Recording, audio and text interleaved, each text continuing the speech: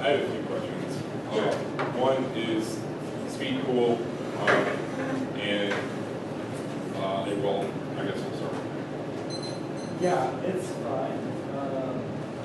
If I suddenly get paused or something like that, I'll just say it. Okay.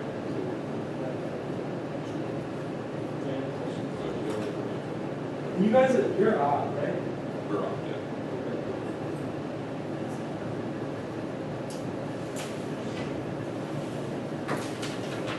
You guys can sign each other. And who's the? That's going to be Jacob Christens.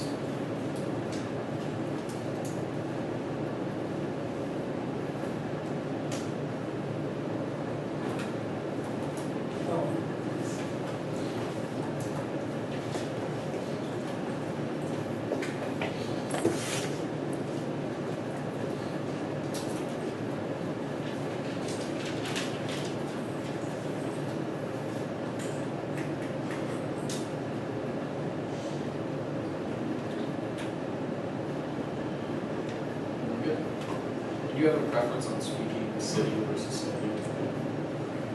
I just need to hear. Yeah.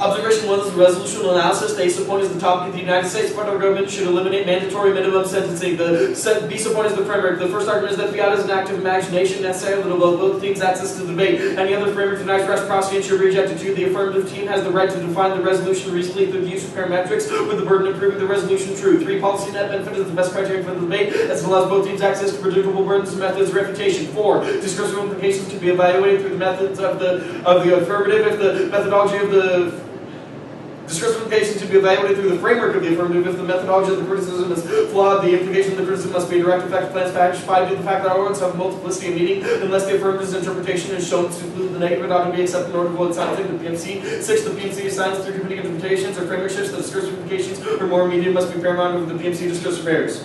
Observation 2 is the plan. The United States federal government will amend 21 United States Code 841 to eliminate mandatory minimum sentencing for crack cocaine applied retroactively. The United States federal government will amend 21 United States Code 841 to eliminate mandatory minimum sentencing for crack cocaine applied retroactively. Observation 3 is the solvency.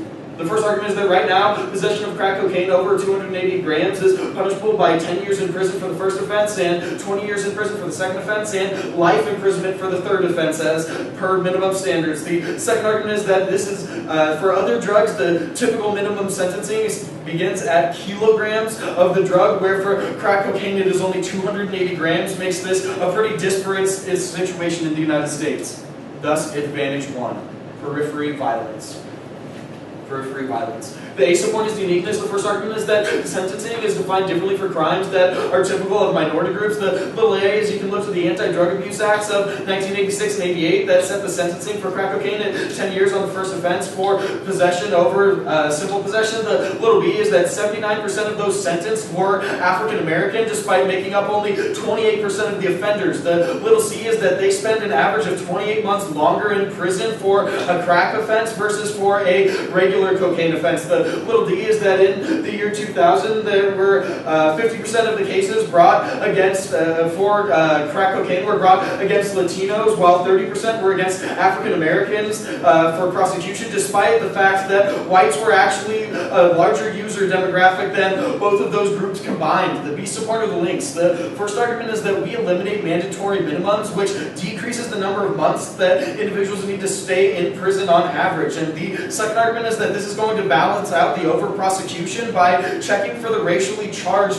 prosecution that happens uniquely under crack cocaine charges. While we're not changing the minimums for other drugs, that's because the other drugs aren't racially charged where crack cocaine is. The C subpoint are the impacts. The first argument is that we are going to rectify this instance of racialized violence by decreasing the propensity of the government to hold these individuals in prison. When we have the ability to decrease the average amount of time that these individuals are going to stay in prison, it is going to solve the institutionalization of racism that is happening here. The second argument is that prison traps these individuals in poverty, because when an individual has a charge against them and has spent time in a federal penitentiary, it is markedly more difficult for them to get access to employment into the future. It means that these individuals continue to be discriminated against by the system for years into the future, even after their sentence ends. It means that this form of discrimination doesn't just happen for the time of their sentence, it happens for their lifetime. So by resolving this issue, we have the ability to resolve the racism that these individuals will face in the future coming from this problem. Are you happy here for it?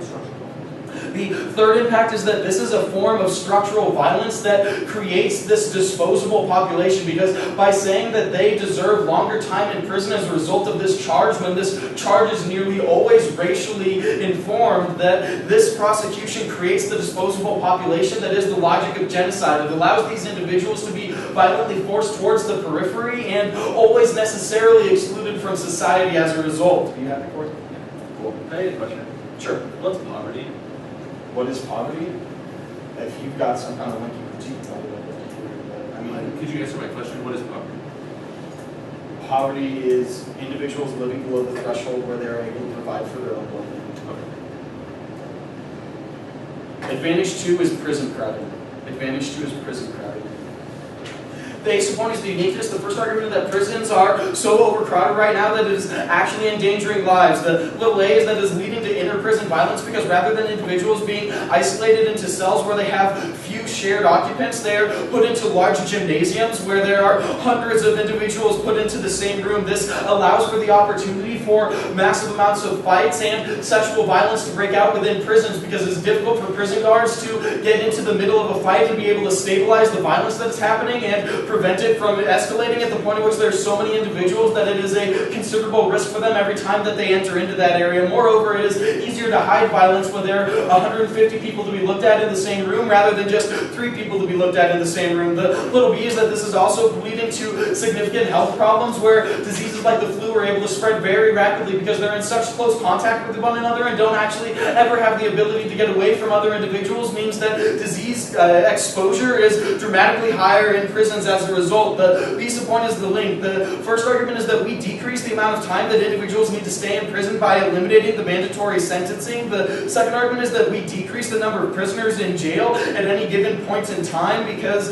there are fewer, where the sentences are shorter, means that individuals don't need to stay as long, so the crowding goes down. The third argument is that according to the Huffington Post, this would be equivalent to removing 22,000 bed years per year by eliminating the sentencing for mandatory minimums, because this happens retroactively as well. So old sentences can be reevaluated by the courts to where they say that this is too harsh and you don't actually have to commute the rest of your sentence will be commuted as a result. It allows all of these individuals to be released from prison. The CISA point of the impacts. The first argument is that this reduces the amount of dehumanization that is happening in prison by no longer allowing these individuals to get sick at such a dramatic rate and experience violence at such a dramatic rate. The second argument is that as a result we are protecting the health of these individuals, means that we are providing them with a just form of punishment. The third argument is that as a result we are going to end deaths and illness that occur this way and resolve the violence against these individuals and allow them to actually live long enough to see life outside of prison, means that we are able to protect these individuals into the future. For these reasons, I strongly encourage an affirmative ballot. Thank you.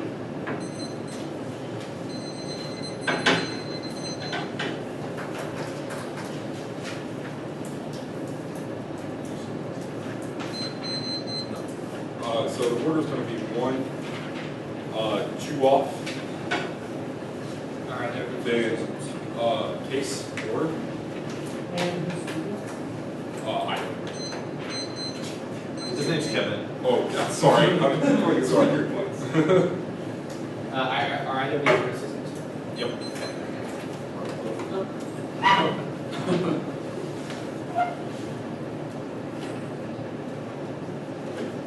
Just 1 second.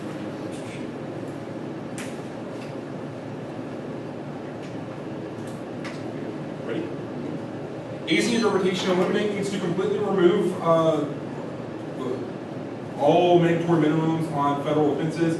Interpretation eliminate needs to completely remove all mandatory minimums from all federal offenses. B, this violation may only be for crack cocaine. Next, the reason for one is predictability. The reason for first round one is we said we don't get disadvantaged when specifically. Also, parametricizing what they say is good off the affirmative allows for prosecute specifically for the negative, which is always going to have a weight because the negative only has to have a resolution to prepare for specifically and eliminate also in a field context, specifically in the context of ground for the affirmative case is problematic because almost every sort of literature as well as dictionary says elimination is removing all forms. Also, predictable limits. We limit the topical one topical affirmative allows for flexibility for the affirmative as well as the negative, increasing the ground for both. Ground for both also is a word text. Specifically, the word elimination means allows for not only big ground, which is good for plain text specificity, but also extra T at best or extra topical allows for them to do things retroactively like they do in the plain text, which is not outside the scope of resolution, independent vote for fairness, and also plain text in a vacuum, which is key to of the competitive equity. May also vote for inquiry, fairness, education, and competing interpretation that's explained in the standards. Next. A is the framework. The interpretation. The affirmative must defend their rhetoric. The affirmative must defend their rhetoric. Also shapes policy. Iraq and Cold War both prove. Also ground is they get to pick the resolutional context, especially in the context of what their offense they pick their language, which means they should be able to defend it. Also, is keep checking racist and sexist language. Also, is endorsement grants legitimacy voting affirmative in any form allows for an endorsement of the rhetoric, just like voting for us is endorsement of our rhetoric. So, next is links. One is that their rhetoric of poverty is problematic. They externalize the poor as a separate group through arbitrary affirmations of an economic divide, like talking about determining haves and have-nots, which is never going to collapse about a life-turning case, which also creates a form of helplessness, which is the second link, because it says that harms are not enacted, are not solvable by the people themselves. It is their fault to be poor. It's their fault to smoke crack cocaine. However, it's also avoids the cycle of addiction that they inevitably avoid crossing. Inabilities to solve because they're not motivated to act. It also collapses value life-turning case. Also, 3 is the politics of distribution. They ignore the root cause, which is capitalism specifically, which causes value life. Also causes violence against people that want to live in poverty, especially amongst the priests, and that really lead to government intervention turning case. Also, 4 is their poverty discourse categorizes 4, which is who are able-bodied and not able-bodied. A lot of people that have the ability to smoke crack as well as not smoke crack, which causes a good-bad dichotomization, which inevitably causes externalization of those people. Turning case also, their understanding of poverty is also problematic because it establishes a war on poverty, which inevitably leads to radical intervention like welfare, mothers on welfare that can have the state come in at any time stripping their Fourth Amendment rights. The alternative, the United States federal government should legalize the distribution and growth and sale of all narcotics in the United States. There's a copy. Alternative. First, it's the role of valid. They have to defend their rhetoric because it shapes reality, especially in the context of how politics were determined after the evil congressperson in in Kansas that said that rape was legitimate, led to a political discourse that promoted his ideology across the globe. Also, the alternative would deconstruct because of cognitive business, the way your brain works. The neurons in your brain would create a distinction between the normative understandings of the word poverty and not. Also, it solves the construction of poverty, especially within the context of how they're solving it. Also, the other net benefit is that they say that drugs not only are other drugs are not racially motivated, which is problematic because it excludes the racially motivated other drugs. Like 60% of people that are on weed offenses are black, as well as methamphetamines that are 47% Hispanic, which means you only cause more racial divides in the context of your affirmative. So go to the framework debate. First off, they say critiques are bad because it denies reciprocity. We get one unconditional methodological test of the PMC, which solves back all of your offense. This is only in the context of reciprocity not being unconditional. Also, we say that this sort of methodological test is key. Not only is it a prior question to a policy education because we have to understand the problems before we can have solutions to those problems, but also they say we we say that the impacts of your affirmative, you will get them, which solves back all your offense also. We're not excluding the PMC. The discourse of the critique comes before your discourse because you literally say that other sorts of drugs offenses are not racially motivated. That is just a lie, and the statistics are on our side to prove this instance, which means that your defense of that is also racist and problematic. So those are their advantage. First off, they say that sentencing is divided with different crimes. However, courts would not agree to get through the plan, which is probably more of a plan argument because crack cocaine is not recognized, especially in the context of how courts have to recognize the scientific names of things, which means the affirmative would never be able to solve it. Also, you say that. Also, the plan text specifically only says crack, which means that they would not be able to recognize those things. Also, it says retroactively, which means that there would be probably mass amounts of confusion to understand what is crack. And also, they don't have those. They also don't have those records of who violated what crime in the past. Yet they might have it in the context of drugs in their system, but also that means that people that are still using the drugs in the prison would inevitably be there. It means that they would never be able to solve. Also, you also say that also, you would probably cause more backlash for southern racist judges, which causes more racism in the context of the affirmative. But also, you classify the rhetoric of poverty. That is their first impact. They say that it's below a line of haves of what people have. This is problematic because it creates a Western understanding of poverty, which is problematic because it doesn't understand other sorts of cultures, which causes cultural desensitization, especially because the understanding of American poverty is vastly different from the understanding of other parts of the world's poverty. Moreover, you say that you solve all forms of racism is problematic because it creates a hollow hope in saying that we can solve. This is empirically proven when the Civil Rights Act, which was promoted, say that it solved most of all the racist problems, which it led to more violence and targeting black people. What's that? What's your definition of poverty? I'll take a stance on it. It's socially constructed. We say it doesn't exist. Yeah, managed to. They say prison overcrowding is increasing. That might be true. However, their superbugs impact is not going to. First off, you should prefer probability over magnitude because these impacts are systemic. Also, their discourse is problematical. Saying that this would allow them to say the N word over and over again as long as superbugs would outweigh. Also, the CDC and quarantines would always be able to check. They have in the past as well as the superbugs outbreaks that have happened throughout the past decade, including bird flu and influenza, have always been solved. Also, you say dehumanization. Your dichotomization of persons in poverty, as well as saying that only crack cocaine offenses will inevitably cause more dehumanization of other sorts of people that are still in jail for other sorts of lesser drug offenses, but also is, yeah, you want anything else? All right.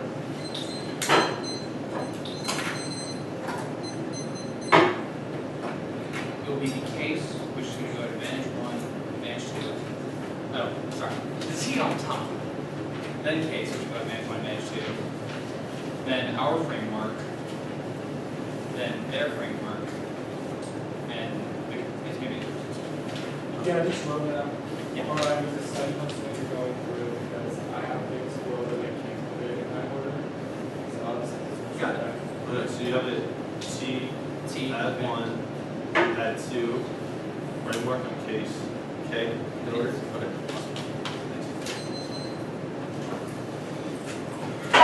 Is everybody ready? Yep. On top tally, first, that we meet our interpretation, we are completely removing all of the eliminations for crack individuals individuals that are in prison for crack use means meet interpretation. Second, say the interpretation is bad for a couple of reasons. First, that the mandatory minimums include things like possessing or threatening the use of a nuclear weapon, the use of food stamp fraud, accidental donation of HIV positive blood. This means that all of these are, we have to eliminate all of these under your interpretation. Means that you have infinite pick ground, which hurt all of your arguments on particular limits and all of your arguments on ground because it's skewed in the other direction. We would never be able to access the debate. The second, third argument is counter interpretation. That eliminate mandatory minimum sentence means is a term card that means for individual drug sentences.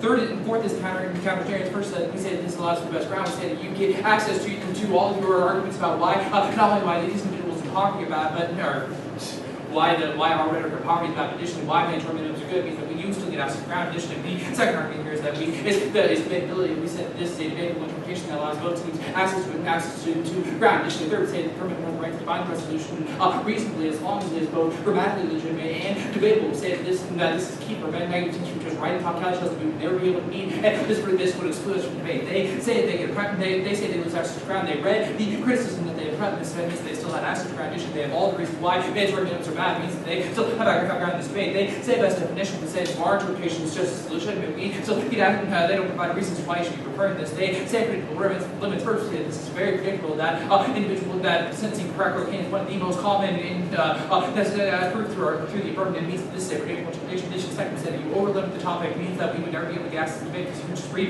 infinite text. They say that this is extra topical because of retroactive. Say that a lot of the literature already talked about retroactive usage that allows for reapplication. Means that they say that this is within the literature means it's not a reason to reject this. Additionally, we say that you should be cross-applying from our framework that says that because all words have been explicitly means that there's no way for us to be able to get access to the debate and you should be rejecting top calculus. The mandatory minimum sentencing from the resolution is being resolved retroactively. The mandatory minimum sentencing for the resolution is being resolved retroactively. It's not extra topical. It means we are still topical. Additionally, you're probably adding words to the resolution like all necessarily means that you should not be preferring this. Go to the advantage one.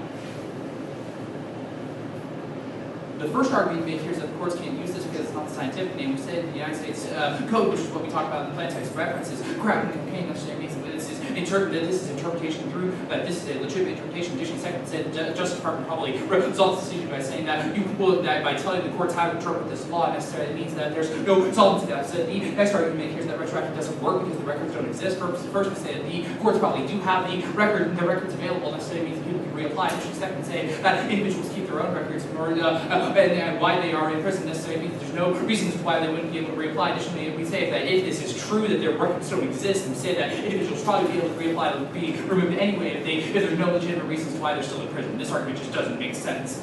Additionally, the third argument they make here is the cross-application of the link to the framework. We say that we are not going to be getting that they're not going to get access to a link here. Our arguments is all about how the state is preventing individuals from getting access to not only their basic freedoms, but additionally the individuals from self-actualizing. This is the rhetoric coming out of the PMC, and misconstrue our argumentation. The argument here is that institutional racism that prevents individuals from getting access. We don't externalize this population. We are telling you that these actors are preventing individuals from getting access. It means that you are not getting a link here. Additionally, the fourth argument we make here is that this is a Western understanding of poverty. First, we say that you don't provide any other definition of what poverty means. Necessarily means that you are just asserting this claim. We say that this is probably the best interpretation. Additionally, second, we say that our interpretation is contextual to a global understanding. We tell you that it's preventing individuals from getting access to the things that they need to survive. We say this is probably applicable over multiple cultures. Means this you are not going to give them access to this argument. They say that the plan creates hollow hope. We probably check this back. We say that in this instance we are checking back against racism. And that the rhetoric out of the PMC, we are not creating the hollow hope. Additionally, probably checking back against some instances racism is probably deferrable.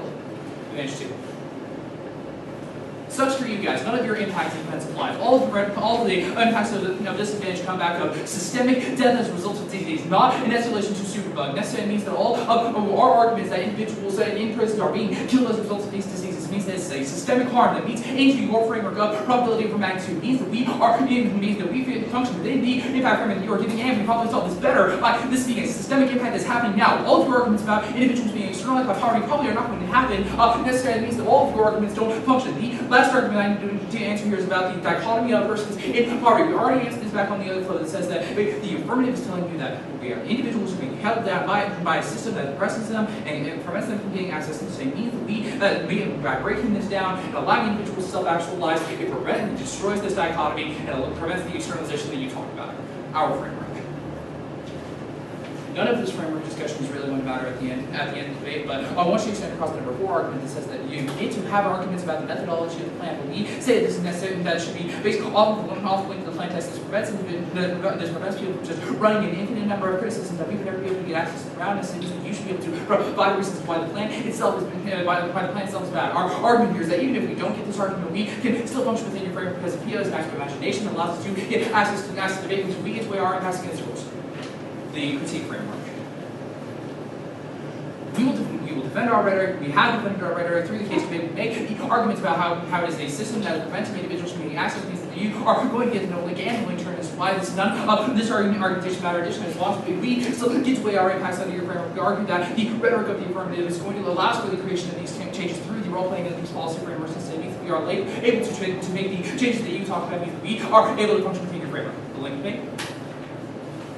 First, there's straight up no link here. You cross-apply all the analysis from the case debate that says we are able to break down the systems that prevent individuals from getting access to self-actualize. All of your analysis about externalization just does not function in a world in which we are telling you that these are the same people, that these are individuals who are being prevented from getting access, and that the case will be able to resolve these questions. Their third argument is the politics of distribution, but we identify that by saying Yes. that's the government's fault. Yes, your argument about the politics of distribution is solved through the affirmative. We tell you that it's the government that's right, that is causing this form of oppression, not only by breaking this down and by spotlighting the issue through the affirmative. Are we ever able to create the real change we are able to do necessarily? So all of your argumentation does opposed just to say that you don't have an impact to this scenario, and that only the affirmative is able to break down the structures that prevent the individuals that cause structural violence, that prevent individuals from getting access. Necessarily means that only the case is able to solve. To the alternative. First argument is going to be permutation, do both. We argue, first permutation is that these two are not mutually exclusive. Our argument here is that we can eliminate mandatory minimum for crack cocaine and legalize the possession, distribution, and sentencing means that these two things are not mutually exclusive. We can't do both, that we can't do both. Addition, second, say that this is only plan plus. Our argument here is that the only argument that you have on mutual exclusivity is through, this is on the alternative debate. The only thing that you actually have is externalized links. Our argument is that when you do both, we probably shields the link to the criticism that by breaking down all of these, we are able to resolve this issue. Additionally, third, we say that the net benefit to the counter plan is the course that we can get within these forms of structures like the state. We can actually be able to externalize and destroy these systems from the inside out. Additionally, when you are not getting access to the retroactiveness of the plan, it means that you probably aren't going to be able to access any of the case solvency. In addition, say that the alternative is not going to be able to solve. We say that you are not going to be able to prevent state laws from being able to change necessarily means the only plan is able to resolve these within the justice system itself means the affirmative is case solved.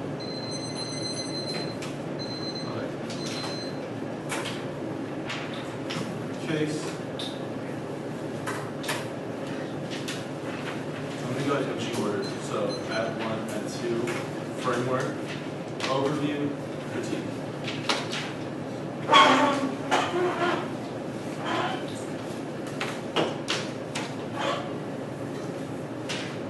Anyone need that again? Yeah, sure. So, add 1, add 2, add framework, critique with an overview.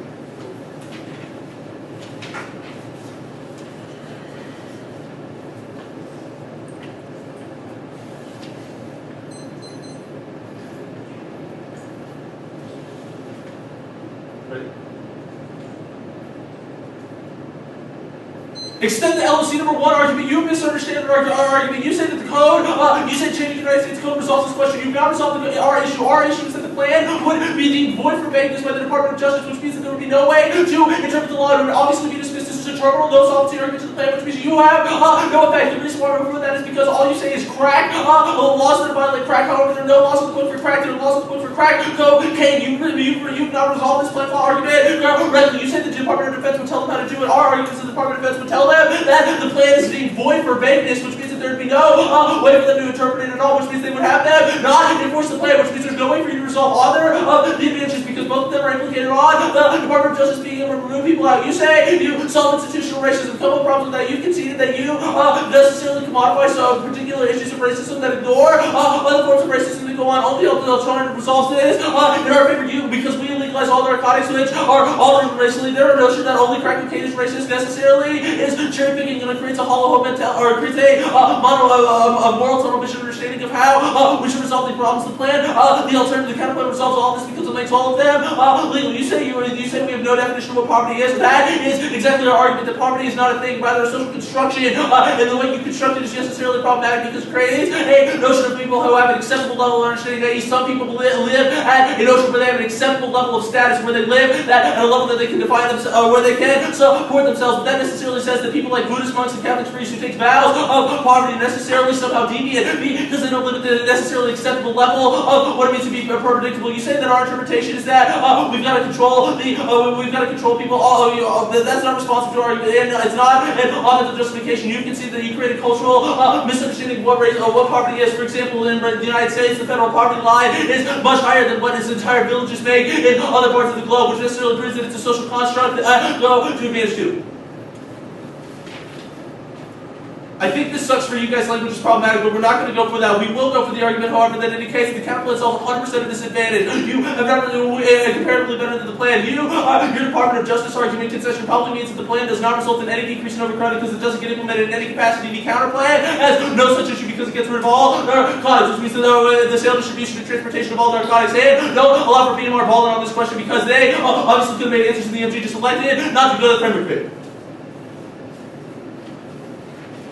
I think we're just going to win the race to the middle. They have conceded you should extend our interpretation for the other piece of paper that indicates that we, the affirmative team, should be forced to defend their rhetoric. That means that they should be in all of the instances, and not just in the plan text. Your only argument you extend here is that we only get leaks based on the plan text. This necessarily justifies using the N word before the plan text and after the plan text for 7 minutes. Our interpretation is keep checking that back because it allows us to get leaks off of all of the PMC. You've also conceded our ground standard that indicates that you get to pick your rhetoric. You should be able to defend it, which means that there's no way for you to use there's a number of possible representations critique our ground argument necessarily checks it back because you get to pick that language, which means it's necessarily predictable ground for both teams because you say it, which means you should also be able to, we should be able to generate offense on it, and you should be able to defend it. Which I think means that their last argument is that we get to weigh both of our impacts. That's cool. They've conceded the argument that the analysis of our impact is a prior question because it necessarily changes the way we shape the policy in the future, right? If we win their language, it's probably implicates the policy as a whole. Critique. Overview.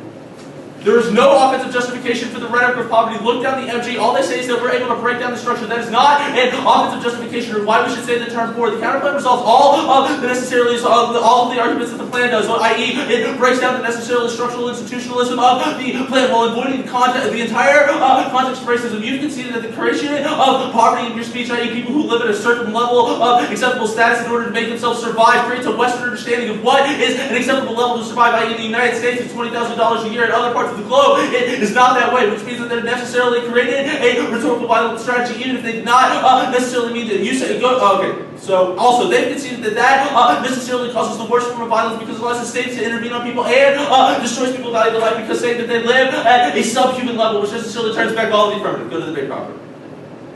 Just to wash our hands, we'll extend our framework work again here. We already did it on the other page. They have to defend their rhetoric because for two reasons. First, it shapes their policy. The second argument is the ground. And the third argument is that it's key to checking racist sexist language, which is why we should not only be forced to defend link to the plain text. Also, you get to pick it, which we should probably be able to generate offense of it. You say that your first argument is no link. We have a ton of offense, and we'll get to in a second to indicate why you link, and you have no offensive justification for poverty, which means that you can't whatever give a link term. You say we let it change the way the game is structured in the first place by role playing. The counterplan resolves all of this question. It's not linked to any of the issues. Also, you should be highly skeptical of this claim, especially in the context of the conceded planful arguments. That means the plan never gets implemented. Anyway, go to the link debate. You say that we're not able to break down the link. You solve the link because you're able to break down the system that supports it. The counterplan does this too. It's a question of comparative linking. The PMC obviously links to the rhetoric of poverty. We have a couple of impacts. The first argument is you create an arbitrary affirmation of economic divide that excludes people based on their social and economic status, which necessarily destroys their value of life. The next argument is helplessness. You necessarily say that these people are helpless to solve the problem of poverty without state intervention. That necessarily excludes people like Buddhist monks and Catholic priests who decide that they want to. The impact is religious intolerance, which turns back all of your advantages because that creates worse forms of racism. You've also conceded this politics and distribution argument. You say it's the government's fault. No, our argument is that you necessarily say that this one instance resolves the issues. However, it ignores the ongoing facts of capitalism that will currently leave these people in places where they have lower incomes than other individuals, which makes it impossible for them to solve. You say we break this down because you say the affirmative solves this because it breaks it down. Our argument is not do that. Rather, you create a war of poverty where we have to eradicate and eliminate it because poverty is, quote, an impact that ought to be avoided. That is their framing arguments. And look to the framework, look to the flow right now. Any argument that's offense for poverty does not exist. Do not allow the PMR to try to get new poverty good arguments. Where do they say in the MG that poverty is good language? Nowhere. All they say is that it's the government's fault and we break that down. The counterplan does this 100% too. No refutation of that means you can't do that. You say this argument that says that people can't get access and that's like a static understanding of what poverty is. Our argument is that understanding of needing to have access is necessarily Western, i.e. what it takes to live in the United States is not what it takes to live in South Sudan, which is the reason why this understanding of access is necessarily problematic. Go to the alternative debate. First argument is the alternative. You should extend it. It necessarily legalizes all narcotics in the United States, which means that there's no prisoner overcrowded. Also, of course, can't make racist decisions based on crack cocaine because all it's legal. You say permutation, you go to the first argument is the permutation is either severance, which is voting issue because it severs out of the verdict of TMC, makes it possibly negative. B, doesn't always lose links to the rhetoric. Also, the affirmative base proves why we should have it, or it's links to the rhetoric of property, which means you can't do it. You say this short proposed argument, our argument is the thing which is already done away. You can resolve that. Also, you can see the role of bad arguments in the case that you have to take a stand to necessarily reject them. Permutation necessarily endorses their rhetoric of poverty that justifies state intervention and demonization was turned back all of the arguments. You've also conceded the case turned out at the bottom of the debate, which is absolutely awesome for us. You've conceded the fact that your understanding of crack cocaine is the only racist understanding necessarily turns back our ability to solve racism because it says that as soon as we solve the crack problem, it stops the institutional racism in the course, but denies the fact that the weed debate and the meth debate both are purely racist and have tons of issues with them. The counterplan resolves all of this. Doesn't link to the poverty rhetoric. No offensive justification for their poverty rhetoric means we'll win at risk of a massive case turned in two capacities. First is the value of life argument that turns both their advantage. The second is the state intervention argument, which both also turns back to both their advantage. Which state intervention is the worst form of their arguments. Counterplan resolves both these don't link to poverty. It's easy. Their only argument is alternative doesn't solve because we can't prevent state law change. Oh yeah, you say the alternative doesn't solve because we can't prevent state law change. We do change state laws. We change federal laws. There is no longer a federal standard to persecute people on the possession, distribution, or sale of narcotics, which is the root of your act. All right. So, case. Add 1, add 2. This framework nonsense, and we'll critique in order. Third thing would be at the top. Okay, also know that I still have things like scattered across the pages. Sure. I'll make sure to sign those. Yeah. There's an overview at the top of the Yeah. Ready? Look at your flow. The MD just spews out that we break down the system over and over again, not a single warrant to that argument. And even if you buy that argument, the counterplay does the same thing. It's just a question if you are just as racist. You have conceded that saying that crack cocaine is the only racially motivated legal system justification is the same justification and ignores the other forms of laws that are just as racist. The counterplan abolishes all these forms of laws, which means the counterplan is able to solve. There is a net benefit that you are just as racist. The permutation that they will inevitably go for is not able to solve. They still use the rhetoric of poverty, which is a social construct. You link it to all their stuff, and you're still just as racist. Go to the end. First off, you've conceded a number of arguments saying that trying to say that crack cocaine is the only racially motivated law is completely asinine. You've conceded the statistics on methamphetamines as well as marijuana. Trying to say that is the only racially motivated thing ignores those other forms of racism, which causes more oppression, which is the eternal impact of both advantages causing turning case. The only way to solve this is through the counterplan. Also, there's also this risk of the affirmative isn't able to solve because the courts wouldn't be able to recognize crack cocaine. That's probably a gut check issue. Even if you buy that argument, they've conceded way too many terms case arguments. And then they will go hard for these dehuman arguments as well as superbugs. This is relevant. The counterplan is also able to solve prison overcrowding because guess what? People are in prison for drug disease. Their framework stuff. Look, this is becoming irrelevant. All we need is that you should defend your rhetoric. They say we get access to the critique, you get access to the app. It's becoming irrelevant. I saw you nod during that part, so I'm going to go ahead and assume that frameworks become irrelevant. They should defend their rhetoric of poverty. They have not done that. Go to the poverty critique.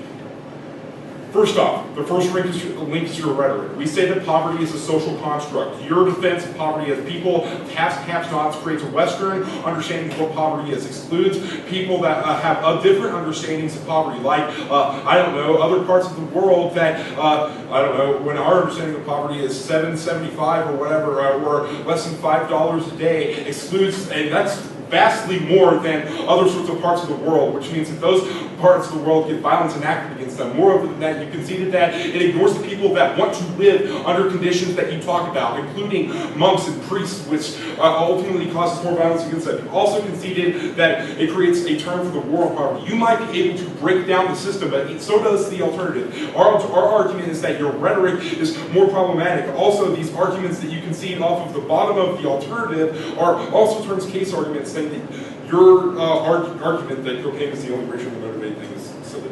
You should explain that. If we win those trans case arguments, that means that we break down the system arguments behind. not true. Also, if we win those turns case arguments, that means that their breakdown of system arguments are not true. Also means the permutation is able to solve, but also means they win more. So go to the permutation table. Look, this is I think the analysis that the turns case arguments means that the permutation doesn't solve is going to be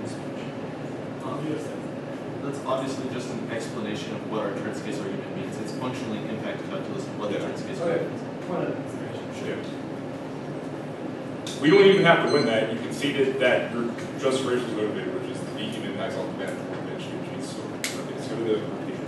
Look, the permutation is not able to solve. The Trojan horse arguments are silly because we still solve overcrowding. You conceded that. Also, the periphery of violence arguments, you conceded that. You've also the only warrant that we have to go for here is that we deconstruct, and cause cognitive dissonance. They do not have a warrant to how they break down the system. At least we do. It creates a new neuroscience within your brain, which is able to deconstruct, at least in this debate, or even in the real world, which means that we're able to solve best. You don't have a warrant for your arguments. The permutation wins just as much as game over. Have like an overview on top, followed by the case solvency, and then the criticism links sheet, followed by the alternative and alternative solvency. And I'll signpost these another day.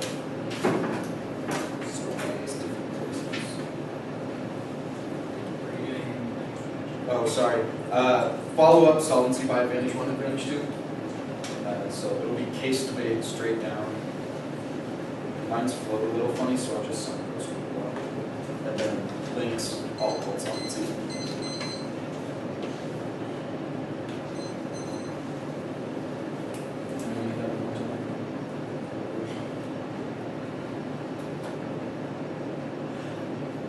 Big problem with the negative strategy when they answer the permutation is that we still link to the PMC rhetoric because they don't read any impacts to the PMC rhetoric until the member of opposition speech means that I get to answer all of these valued life arguments and the negative team is never going to be winning the debate today because once that is answered, there is no disadvantage to the permutation. It means that if the permutation is able to resolve this, then the affirmative team wins the debate today.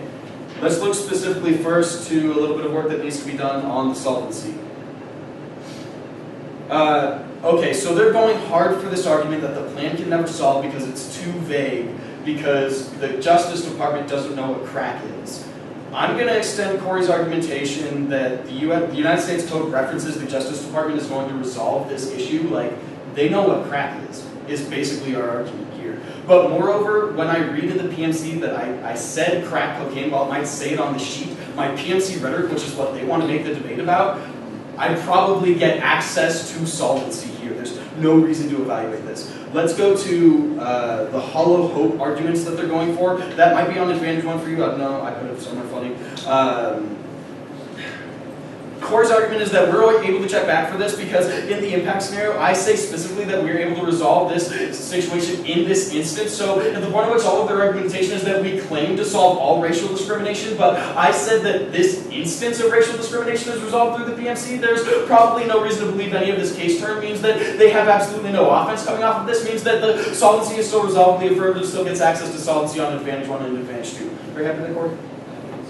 Okay, cool. On advantage 2, their only argument that they go for out of the block is that the counterplan solves 100% of this, but that doesn't mean that the plan doesn't equally solve. It means that the plan gets full access to this, and they are already losing the debate on solvency. Yeah, Corey? On the link sheet. Out of the member of opposition, they finally read some impacts to the rhetoric of the PMC, so I get new access to responding to this right now. Their first impact to this is that we break down the value to life. My argument is that people die of starvation. The definition that comes out of the affirmative is that the definition of poverty is when you can't provide. This starvation term could have obviously been made in the MG. It wasn't. We also read this value to life argument in the LSE. Where do you read it? All 5 The things have primary an impact. Yeah, it's literally the first argument. Their rhetoric of poverty creates an economic divide that kills value of life. I have the leader of opposition reading that this is an arbitrary economic divide. I don't have anything about the value of life. That's the But first moreover, argument. the point at which they don't say this is the impacts of this, and they only start calling them impacts ever out of the MO, I'm going to say that we get new access to arguing this. But moreover, at the point at which I'm just extending Corey's argument that our definition of poverty is contextualized to the United States. Like, this might be a re-articulation, sure, but Corey specifically says that our definition of poverty is contextualized very specifically to the US, not just the US. Okay, I'm gonna say point well taken, but I still think like we do have some like generally like they kind of all already like said that, though they might have called it an impact, they're using the same information. So I will be lenient on like some of the responses you made if you've already said them. So like no like Okay, sure. Just to make it clear, our point of order is twofold. One, you don't get to respond to value life because that's an ELC. And two, the starvation argument is brand new. It could have been made in the context of their arguments. Yeah, so yeah, my response I'm saying like I already have some of that. I agree that like I wasn't exactly clear when it was an impact because then I just didn't catch it. So I will give you some leniency, but like they are Sure, right, sure. like, you are making the arguments. And you know you're making the arguments too, just when they come out. Right. No, absolutely. You want your time to start? Yes. Okay, So try to just like say things as well. Yeah, no, generally the idea of the PMI. All right, I'll start time now.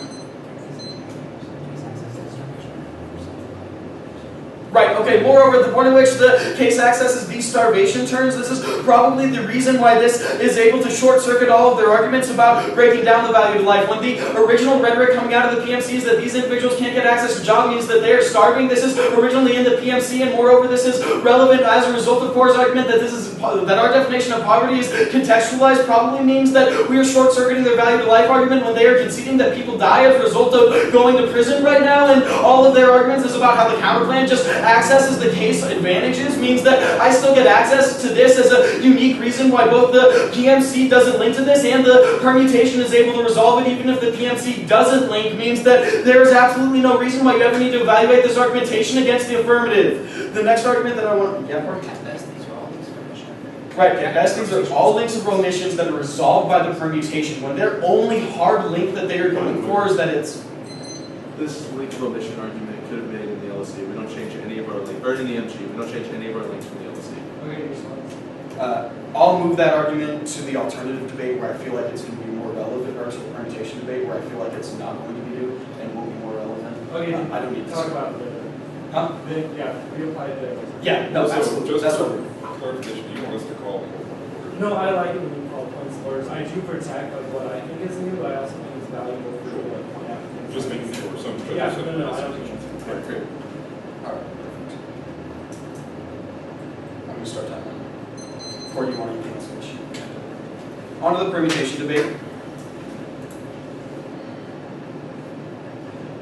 The only disadvantage that they read of the permutation is that we are only continuing the racist understanding that is provided by the PMC, but at the point at which this is going to be resolved through the permutation, this is probably not a reason why you need to vote negative. But moreover, let's look specifically to the arguments that they're making. They go for the argument that this leads to state intervention through the permutation, but at the point at which the permutation is involving the counterplan, and the counterplan is going to do this equally, the disadvantage of trying to read to the permutation probably links equally to the counterplan is a reason why you never need to reject the permutation as a result of this disad. The next argument that I want to look to... The argument that the disad also links to the counterplan is new, could have been made in the MG. It'd be pretty hard for me to make that before you answer the perm, because that's a disad to the perm. So, I No, can't you could have answer this. made, no, you definitely could have made the argument. Say it again. The argument that the disad also links to the counterplan, right, could have been made in the MG, would have loved to get a response to it in the MO. It has no bearing on how we answer the permutation as to whether or not to make it this week argument. And your response. My response is that this is specifically being used as a disadvantage to the permutation, and that all disadvantages to the permutations necessarily come out of the MO means that they're block arguments that the PMR needs to get access to, or else I never get a chance to respond. Okay. I'll let you respond to that with disadvantages to the perm. Like how would you think of that?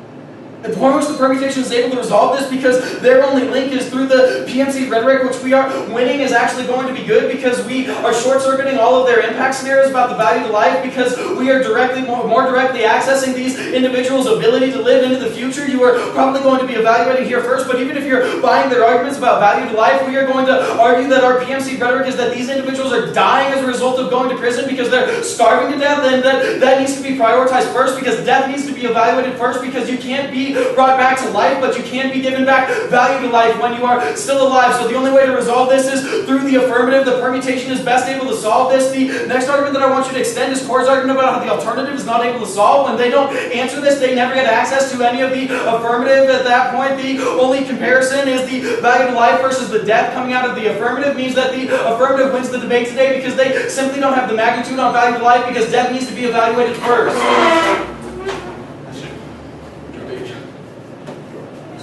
That's fine. So I ended up going for the negative. This was a very interesting debate, and I appreciate the lengthy framework debate.